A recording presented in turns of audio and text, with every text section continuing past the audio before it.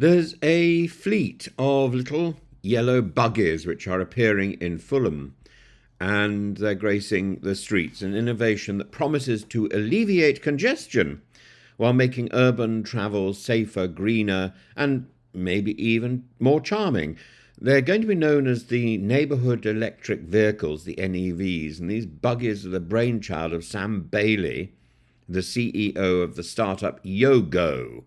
And with a modest top speed of 20 miles per hour, a range of 35 miles, and solar panels for extended battery life, these compact little vehicles aim to fill a gap between e-scooters and motor vehicles, and priced at just 20 pence per minute with 10 pence per with a prescription. They offer affordability and accessibility on a trip around Fulham. And the scheme begins with the 10 buggies, expanding to 50 soon, and drivers must be aged 25 to 70 with a valid driving licence. Importantly, they're legal, roadworthy, they're insured, they're free to park anywhere in the borough, and they are green, though of course yellow. And I suppose if the Duchess of York needs some more money, if she could write a little book about the little yellow buggy, and she did wonders for helicopters. She could do wonders for electric vehicles. What problems are these buggies solving, though? Consider London's congestion. Most car journeys are under 3 miles. Traditional vehicles clog up the roads, occupy parking spaces, contribute to pollution, and micro-mobility options like e-scooters and bikes have gained traction but are impractical for some. Think families, shopping trips, or those hesitant about cycling in traffic. These are smaller vehicles, which mean better traffic flow, easier parking, zero emissions, helping with air pollution. They have seat belts, they have roll cages, making them appealing to cautious users. And as Bailey puts it, why can't we make cities feel like resorts, safe, quiet, pleasant for all road users? I mean, they feel they look a little bit like golf buggies. And while Fulham residents like Klenda Sørensen laud the buggies for their affordability, their convenience, and their eco-friendliness, the scheme isn't without sceptics. Critics say they may not genuinely reduce congestion, they'll merely add another layer to London's traffic.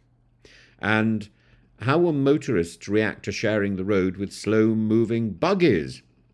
They might say, "Get on the pavement." I mean, I'm appalled by the number of bicycles that career down the pavement. Yesterday, there was a bicycle hooting behind me as I was walking down the pavement, and he didn't stop. He expected me to get out of the way. I turned and confronted him, and and then shortly after that, he followed me down the street. I was expecting a mugging, and I was a little bit worried. I was a little bit worried, but it's madness when you are running away from bicyclists who are doing something illegal. And Sadiq Khan says that the response about the little yellow buggies from residents and from the council has been insanely positive.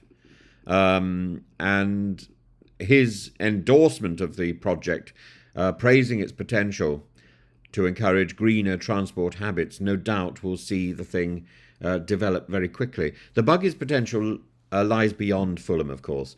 With costs of £6,000 per unit, they could roll out across cities, particularly where narrow streets and parking shortages prevail. Yogo envisages that these vehicles will become as ubiquitous as e-scooters, redefining urban transport. But we shouldn't romanticize it too quickly.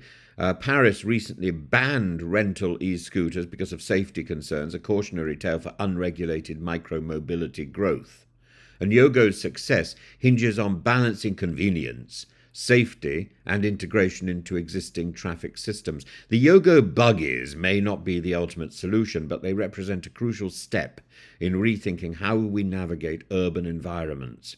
They embody the creativity required to address modern cities' dual crises, congestion and climate change. So the next time you see one of these cheerful, colourful yellow buggies zipping by, perhaps you'll wonder, could this be the transport of the future or simply London's latest quirky experiment?